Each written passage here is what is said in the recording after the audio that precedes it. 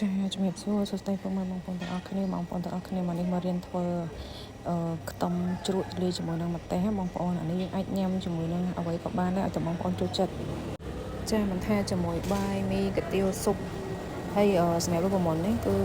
ឆ្ងាញ់បងប្អូនមកល្មមសម្រាប់ខ្ញុំហើយយើងអាចទុកបានយូរដូចគ្នាបងប្អូនវាមិនដុះផ្សិតវាមិនធំក្លិនអញ្ចឹងណាអាចទុកញ៉ាំបានយូរមើលគ្រឿងផ្សំរបស់យើងមានទឹកខ្មាស់ចំនួន100 ml ស្ករស20ព្រាបាយ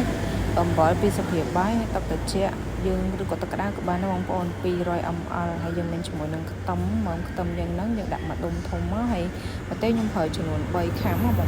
បងដាក់ច្រើនជាងហ្នឹងគុណគ្រឿងតាមហ្នឹងក៏បានដែរប៉ុន្តែសម្រាប់ប្រទេស3ខាំនេះខ្ញុំប្រើរូបមន្តប៉ុណ្ណឹងគឺមកល្មមបងអត់មានលើសអត់មានខ្វះទេឥ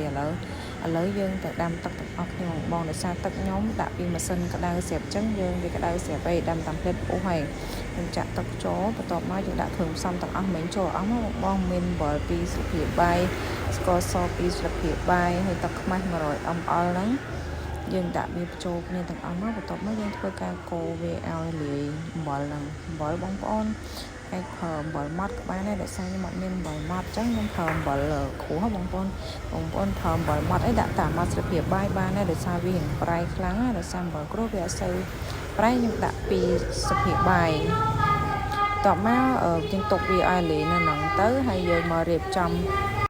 ចាឥឡូវយើងមករៀបចំម្ទេសហើយនឹងខ្ទឹមមកយើងដាក់ចូលក្នុងកន្លបងប្អូនអាចប្រើកន្លថ្មណាបងប្រើកន្លជ័រគឺវាអត់ល្អទេអត់កំមិនឲ្យប្រើហ្មងខ្ញុំមានកន្លថ្មបងប្អូនកន្លអីក៏បានដែរប៉ុន្មានក៏បានដែរបងប្អូនដាក់វាមក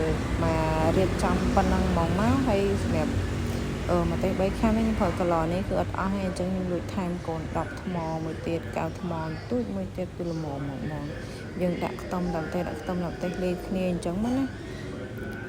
ចាឥឡូវយើងមកនេះឲ្យបងប្អូននេះរៀបចំហើយបន្ទាប់មកយើងចាំទឹកយើងឲ្យវាលាយអស់សិនចាឥឡូវទឹកយើងបានលាយគ្រឿងចូលគ្នាអស់ហើយយើងមកចាក់ចូលមកបងមិនចាំទុកឲ្យត្រជាក់ទេ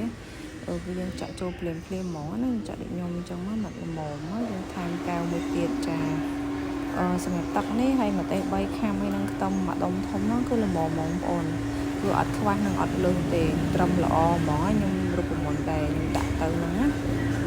បន្ទាប់មកបងប្អូនកុំតន់ក្របវាយើងទុកឲ្យវាចុះត្រជាក់សិនចាំបងប្អូនក្របវាទុកនៅក្រៅពី3ថ្ងៃសិនទៅបងប្អូនតា3ថ្ងៃអីគឺញ៉ាំទៅឆ្ងាញ់ហ្មងបងប្អូនចង់ញ៉ាំមួយបាយក៏បានមួយកាទៀវស៊ុបមីអីក៏បានដែរឆ្ងាញ់ទាំងអស់ដោយសារតែខ្ញុំចូលចិត្តខ្ញុំតែអ្នកធ្វើទុកនៅក្នុងទូទៅញ៉ាំមួយឯងអញ្ចឹងណាចាមានតែប៉ុណ្្នឹងបងប្អូនមិនដឹងអរគុណបងប្អូនច្រើនសម្រាប់ការទស្សនាតាំងពីដើមដល់ចប់បងប្អូនចូលចិត្តនាងខ្ញុំក្នុងការចេញវីដេអូបន្តទៅទៀតសូមកុំភ្លេចជួយ Subscribe វីដេអូ Like វីដេអូមួយផងបងប្អូនដើម្បីជួយកម្លាំងចិត្តយើងធ្វើវីដេអូថ្មីបន្តទៀតចែករំលែកបងប្អូនអញ្ចឹងណាសម្រាប់វីដេអូក្នុង Channel នាងខ្ញុំគឺនាងខ្ញុំចែករំលែកពីការធ្វើភេសជ្ជៈនិងការធ្វើជាប្រភេទញ៉ាំអាហារញ៉ាំប្រចាំថ្ងៃអញ្ចឹងបងប្អូនតែពួកខ្ញុំបដោតទូទៅគឺសម្រាប់ភេសជ្ជៈហ្មងដោយសារអាហារគឺនាងខ្ញុំអត់សូវមានពេលធ្វើបងភេសជ្ជៈខ្ញុំនៅជាមួយផ្ទាល់អញ្ចឹងណាអរគុណបងប្អូនអរគុណខ្ញុំមានតែប៉ុណ្្នឹងឯងជូនបងប្អូនសំណាងល្អសុខបានទាំងអស់គ្នា